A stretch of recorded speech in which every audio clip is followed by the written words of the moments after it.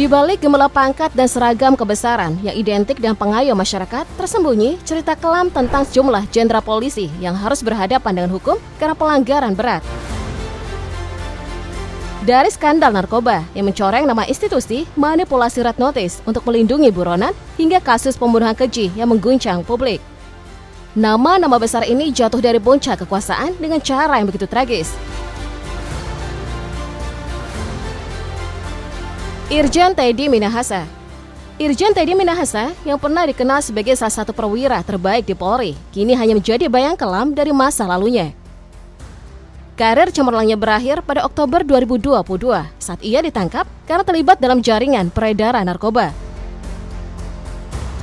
Sebagai Kapolda Sumatera Barat yang baru saja dipromosikan menjadi Kapolda Jawa Timur, Teddy memanfaatkan posisinya untuk menjual barang bukti narkoba jenis sabu-sabu seberat 5 kg yang semestinya dimusnahkan. Bukti kuat berupa komunikasi dan kerjasama dengan oknum lain mempertegas perannya dalam jaringan tersebut. Langkah tegas pun diambil oleh Kapolri Jenderal Listio Sigit Prabowo dan Presiden Joko Widodo. Teddy dipecat tidak hormat melalui sidang etik mencoreng nama Polri. Selain itu, pengadilan menjatuhkan hukuman penjara seumur hidup, sebuah hukuman yang jarang terjadi dalam sejarah Polri. Dari seorang jenderal yang disegani, Teddy kini menjalani hidupnya sebagai narapidana. Kisah jatuhnya Teddy menjadi pelajaran pahit bahwa kekuasaan yang disalahgunakan akan membawa kehancuran betapapun tinggi posisi seseorang.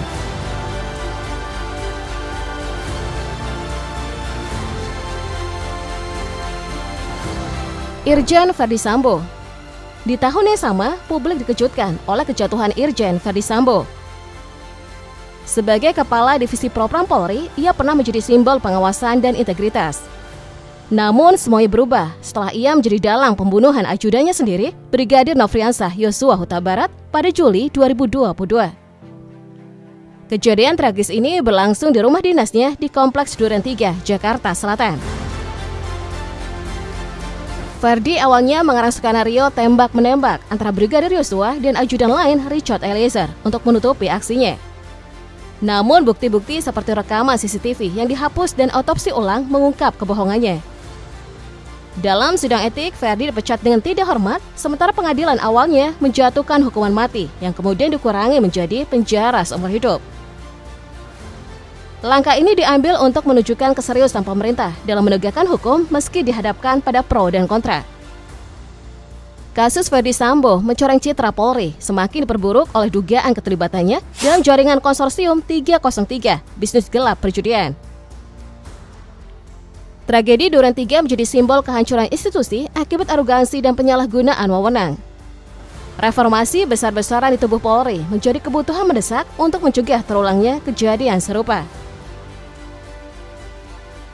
Kini Verdi menjalani hukuman seumur hidup sebagai narapidana, meski masih ada spekulasi publik tentang keberadaannya di balik jeruji. Beberapa pihak termasuk Alvin Lim, seorang pengacara yang pernah ditahan di Lapas Salemba, menyebut bahwa Verdi mungkin tidak benar-benar berada di penjara. Si Sambo itu tidak pernah tidur di dalam penjara, Pak. Jadi di dalam Lapas Salemba, di kantor KPLP di atas. Tuduhan ini semakin memperburuk kepercayaan publik terhadap integritas institusi hukum di Indonesia.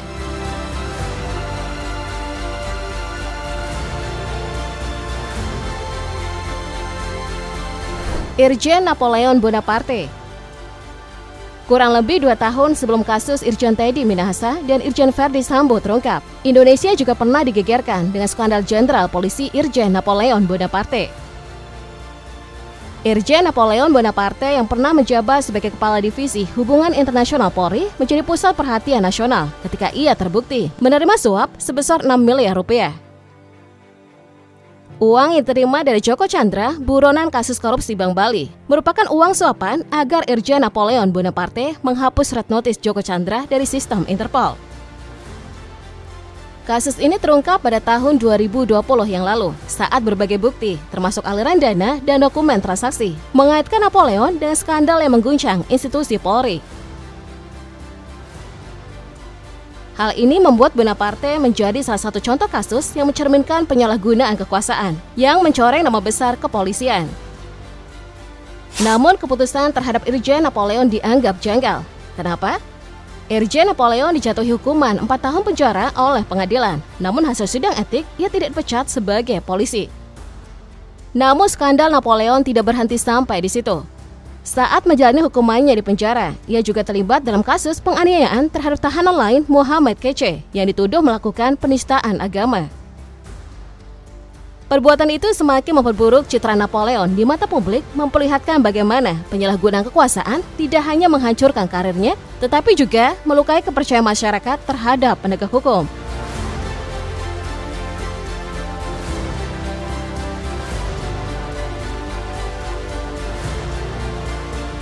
Prasetyo Utomo. Dalam kasus Joko Chandra, selain Irjen Napoleon Bonaparte, Brigjen Prasetyo Utomo juga ikut terseret dalam kasus ini. Brigjen Prasetyo Utomo menjadi sorotan publik pada tahun 2020 setelah terlibat dalam skandal besar yang mengguncang institusi Polri. Ia terbukti menyalahgunakan wewenangnya dengan menerbitkan surat jalan ilegal untuk Joko Chandra, buronan kasus korupsi Bank Bali yang telah menjadi incaran selama bertahun-tahun. Bukti berupa dokumen resmi palsu yang memfasilitasi pelarian Joko Chandra ke luar negeri memperlihatkan bagaimana Prasetyo memanfaatkan kekuasaannya untuk keuntungan pribadi. Kasus ini terungkap setelah penyelidikan mendalam yang membuka praktik korupsi dan kolusi di level tinggi Polri. Akibatnya, dalam sidang etik, ia dipecat dengan tidak hormat dan mengakhiri karir panjangnya di kepolisian.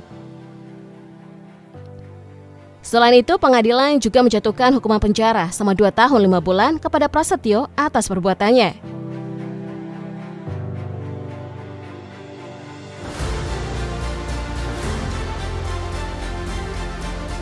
Susno Duaji.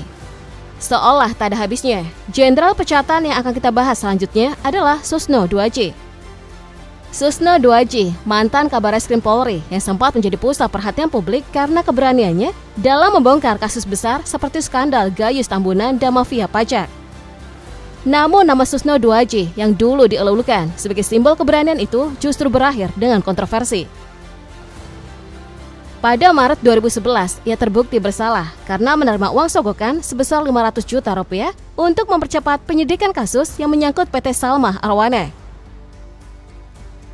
Di era Kapolri Jenderal Timur Pradopo dan Presiden Susilo Bambang Yudhoyono, Susno Duaji dipecat dengan tidak hormat dari institusi Polri setelah dinyatakan bersalah. Pengadilan menjatuhkan hukuman 3 tahun 6 bulan penjara dan denda 200 juta rupiah kepada Susno yang menandai kejatuhan salah satu sosok yang pernah dijuluki sebagai pembersih di tubuh kepolisian itu.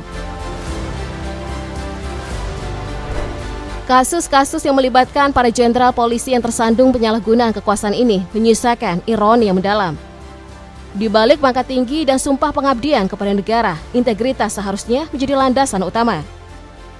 Namun kenyataan pahit memperlihatkan bahwa tak semua yang berseragam memiliki komitmen yang sama terhadap keadilan. Harapan untuk reformasi Polri ke depan kini berada di tangan pemimpin-pemimpin yang berani menata ulang institusi ini. Reformasi harus lebih dari sekedar slogan, melainkan langkah konkret untuk menciptakan sistem pengawasan yang ketat, memperkuat budaya transparansi, dan menjamin promosi berbasis integritas. Polri di masa depan harus menjadi pelindung sejati rakyat, bukan sekedar simbol kekuasaan yang mudah tergoda oleh keuntungan pribadi.